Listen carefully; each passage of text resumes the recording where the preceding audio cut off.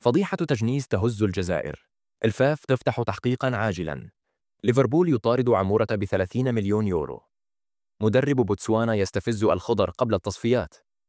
بيتكوفيتش يثير الجدل باستدعاء ابن رحمة. شاهد الفيديو حتى النهاية. أخبار نارية لا تفوتها. الاتحاد الجزائري يفتح تحقيقا في قضية تجنيس اللاعبين في قطر. كشفت مصادر خاصة أن الاتحاد الجزائري لكرة القدم قرر فتح تحقيق حول فضيحة تجنيس اللاعبين الجزائريين في قطر، وذلك بعد رفض اللاعب عمر الرفيق الانضمام للمنتخب الوطني عقب تلقيه دعوة، مفضلا انتظار دعوة من الاتحاد القطري. وقد انضم إليه لاعبان آخران، مما أثار استياء الفاف التي أنفقت الكثير على تكوينهم. نتائج البطولة الوطنية: حقق فريق مستقبل الرويسات فوزا مهما، في حين تمكن اتحاد الحراش من الفوز على شبيبة جيجل.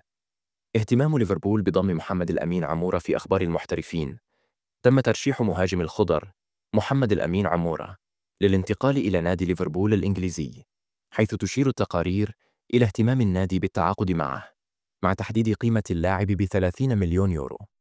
عمورة يصل إلى هدفه العاشر هذا الموسم في البوندسليغا. سجل الهداف الجزائري محمد الأمين عمورة هدفاً في مواجهة فولفسبورغ وسانت باولي ضمن الجولة ال25 من البوندسليغا. حول ضربة جزاء إلى هدف التعادل لصالح فريقه في الدقيقة 70 من الشوط الثاني، بعد أن كان فريقه متأخراً في النتيجة.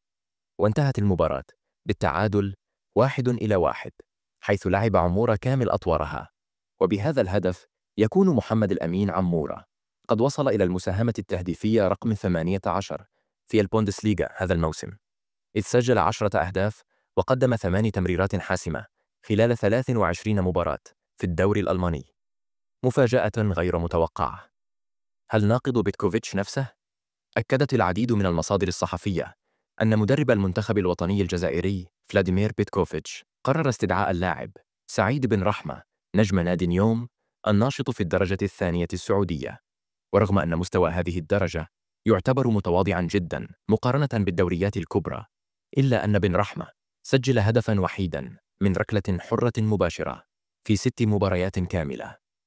وكان المدرب البوسني قد صرح في نوفمبر الماضي بأن عهد المجاملات قد ولى، وأن أي لاعب يريد الحصول على استدعاء للمنتخب الوطني يجب أن يحصد أكبر عدد من الدقائق مع ناديه، إلى جانب تقديمه مستوى أفضل من المتواجدين في صفوف المنتخب.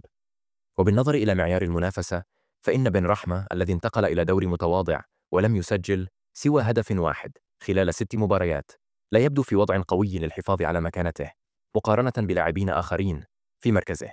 إضافة إلى ذلك، فإن أرقامه الدولية تثير الشكوك، حيث سجل 4 أهداف فقط في 34 مباراة دولية، وهو ما يجعله خارج دائرة المرشحين للاستدعاء وفقا للنقاد. مدرب بوتسوانا يشعل الحرب النفسية قبل مواجهة الجزائر.